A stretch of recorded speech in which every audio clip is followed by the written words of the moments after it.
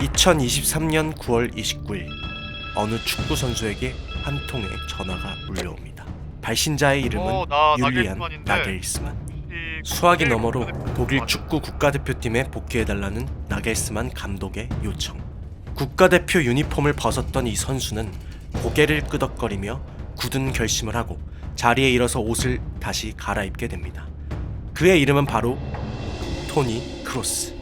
1990년 1월 4일 베를린 장벽이 무너진 지 얼마 되지 않았던 해, 동독 로스토크 북부 한 작은 마을에서 어느 한 아이가 태어났고 그 아이에게는 곧 톤이라는 이름이 주어지게 됩니다.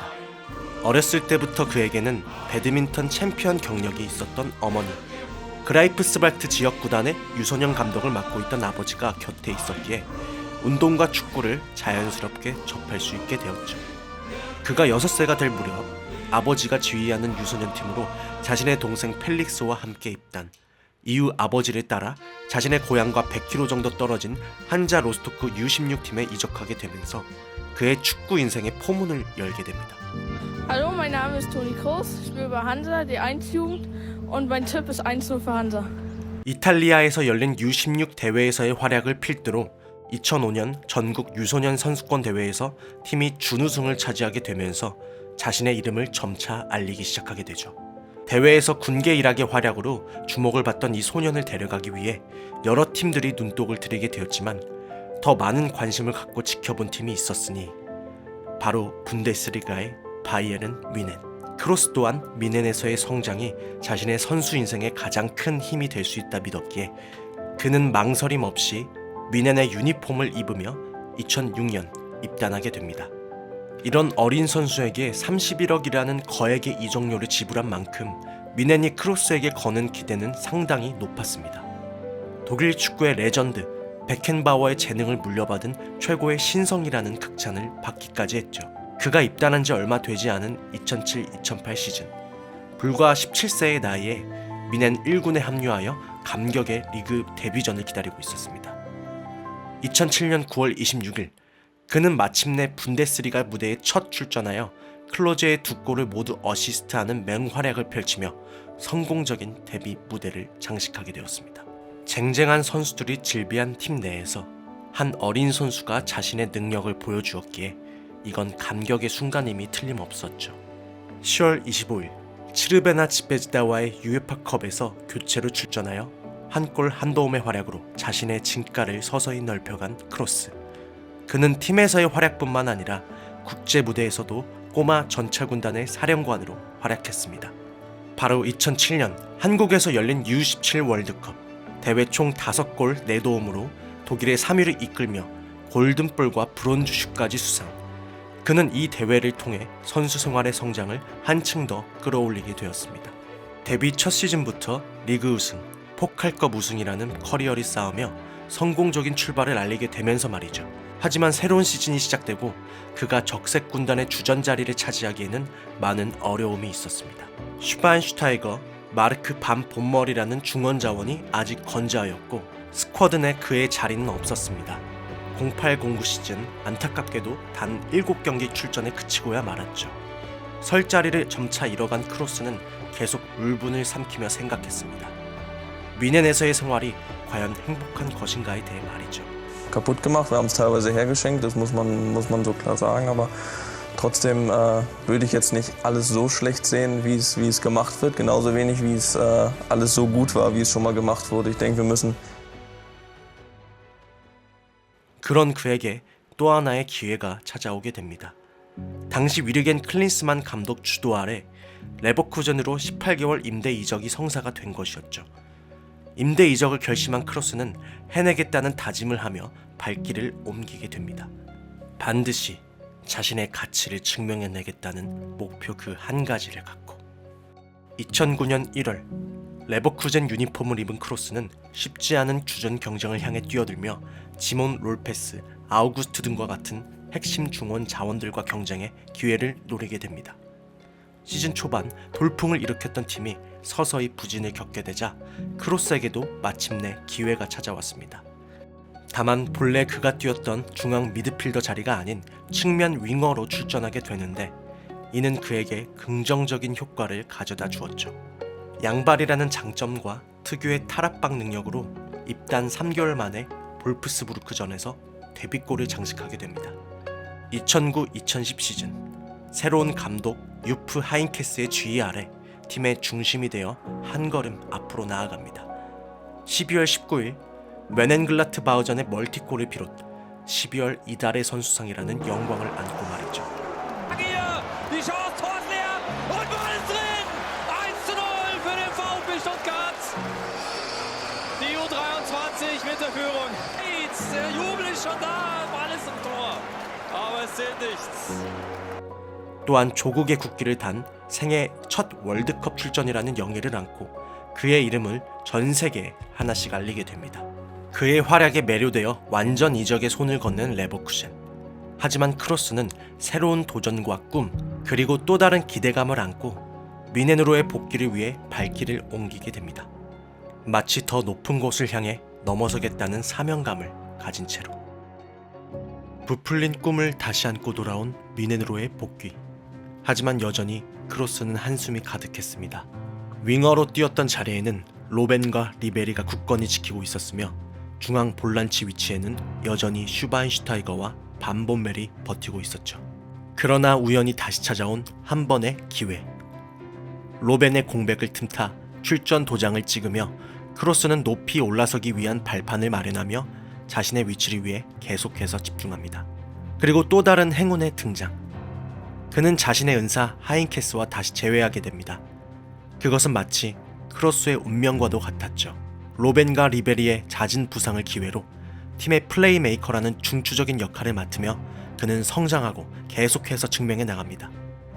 시즌 30라운드 도르트문트와의 리그전 1위 싸움이 걸린 중요한 경기에서 그는 특유의 공격 전개 능력으로 그라운드를 누볐지만 결과는 1대0 석패. 우승 레이스에서 멀어지게 된 그는 좌절을 삼켰지만 와신 상담을 재차 외칩니다. 리그와 컵, 챔피언스 리그 준우승을 교훈삼아 계속 현재에 만족하지 않았죠.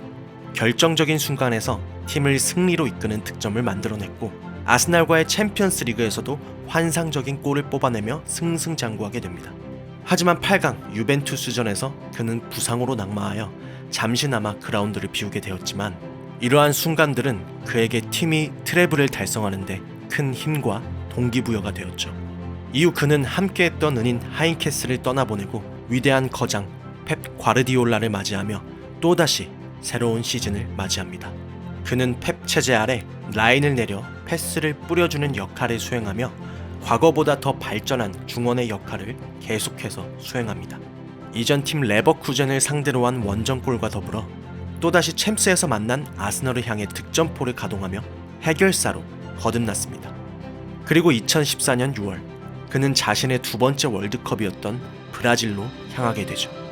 그의 인생의 가장 결정적인 한 장면이자 영광의 페이지를 장식하는 순간이었습니다. 준결승 상대인 브라질에게 미네이랑의 비극을 안겨주며 MOM에 선정됨과 동시에 리우데 자네이루에서 리오넬 메시의 아르헨티나를 꺾고 우승을 차지하며 전차 군단의 사령관이 된 그는 더욱더 강력해집니다. 이렇게 축배를 들며 다시 팀으로 돌아오게 된 크로스. 하지만 이후 그에게 터닝 포인트가 된 한 사건이 터지게 됩니다.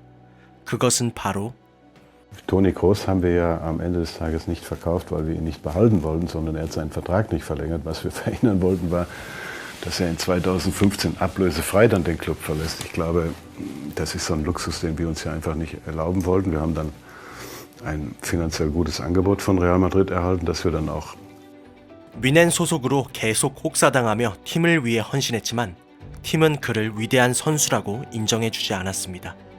여기서 뮌헨 보드진과 수뇌부의 결정적인 문제가 드러나기 시작했죠.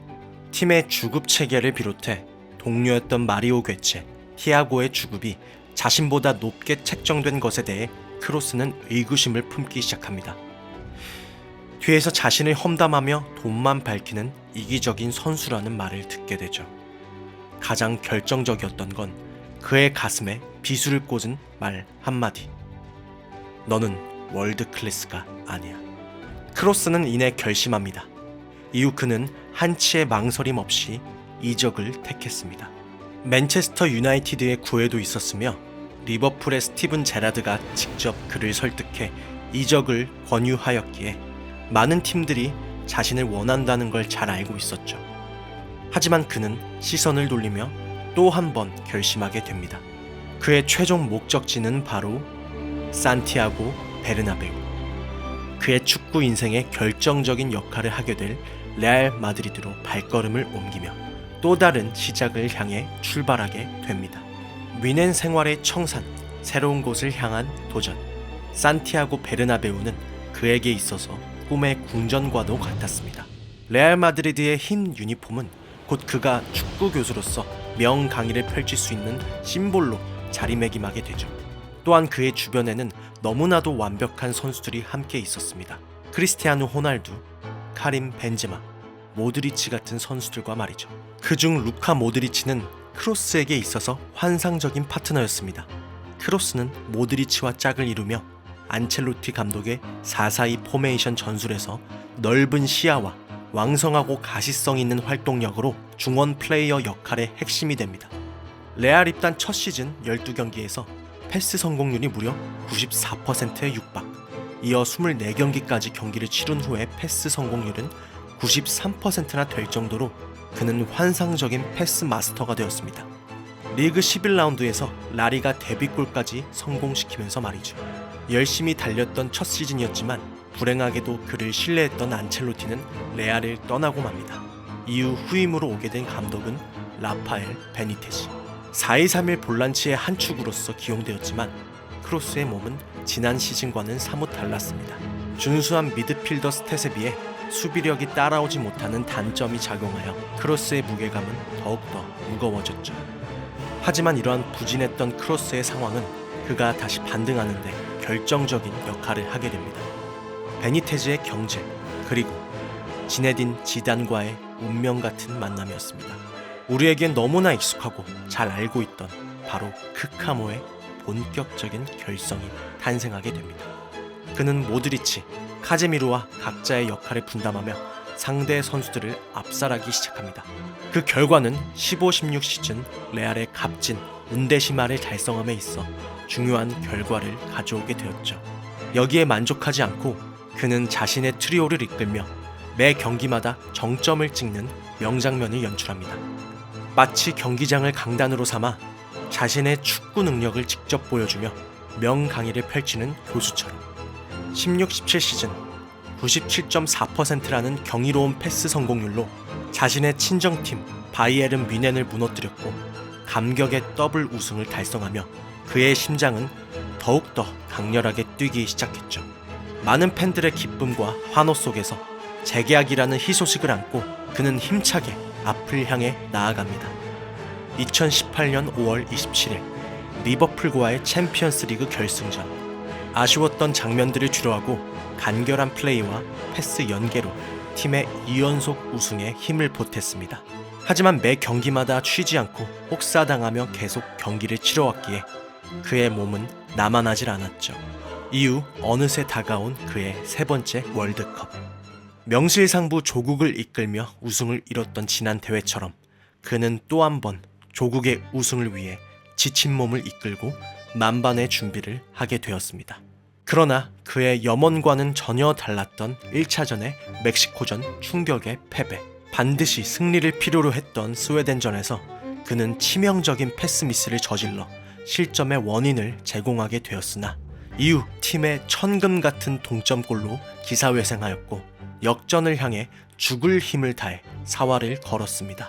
팽팽하던 경기가 마무리될 시점, 후반 종료가 1분도 남지 않은 상황, 그의 머릿속에는 할 수 있다는 자신감이 계속해서 맴돌았습니다.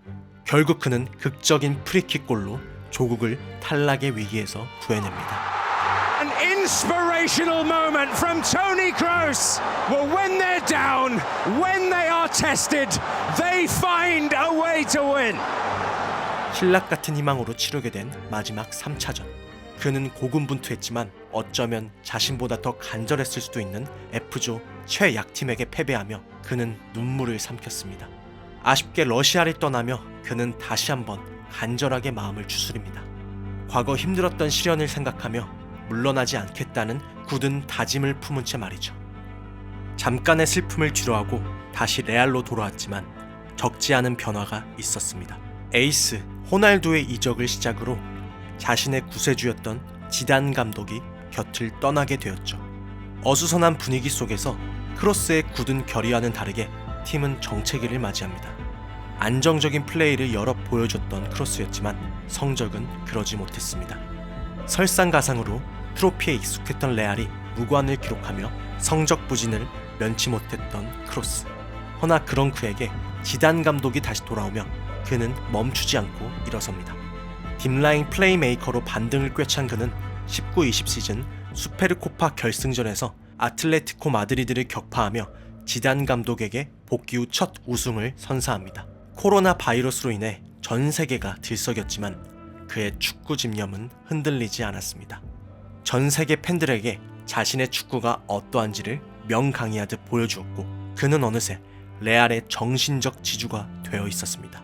I mean, it's definitely a good moment. It's not the peak. I think it's difficult to say about the last, for example, 8 years, which is the peak. I mean, we had a lot of good moments, I guess, but it's a great moment. Yeah, I feel good. Of course, I always try to adapt myself to what is necessary for the team. So, 팀을 위해 더 헌신하고 싶다는 다짐과 함께 2020 유로를 끝으로 국가대표 은퇴까지 선언. 전차 군단의 사령관 자리에 물러나며 그는 더욱더 팀을 위해 집중합니다. 이후 통산 300경기 출장을 달성하며 그의 선수 생활의 마침표는 곧 레알 마드리드라고 결심하게 됩니다. 구단에게 레전드 대우를 약속받았지만 크로스의 마음 한 칸은 자꾸만 신경 쓰이기 시작합니다. 바로 조국을 위한 헌신은 끝까지 놓지 않고 싶어 했죠. 나겔스만 감독의 전화 한 통은 그의 불타는 의지를 더욱더 타오르게 만들었습니다. 2024년 2월 국가대표 복귀를 결정한 그는 선수 생활의 황혼기를 빛내고 닦으며 마지막 노를 힘차게 졌습니다. 5월 21일 그는 한편의 드라마와도 같았던 긴 선수 생활의 마지막 퍼즐을 팀과 조국을 위해 바치고 싶다고 선언합니다. 감동이 북받쳤던 교수님의 종감. 그의 선수 은퇴는 얼마 남지 않았습니다. 6월 2일 도르트문트와의 챔피언스리그 결승전에서 그의 마지막 챔스 우승을 이름과 동시에 조국에서 열린 유로를 끝으로 그는 너무나도 길고 길었던 아름다운 여정의 일기를 끝내게 됩니다. 어쩌면 그의 축구 인생은 아직 끝나지 않았을지도 모릅니다. 자신과 같은 또 다른 축구 교수님을 위해 힘쓰며 지금도 그들을 위해 헌신하고 있을 테니까요.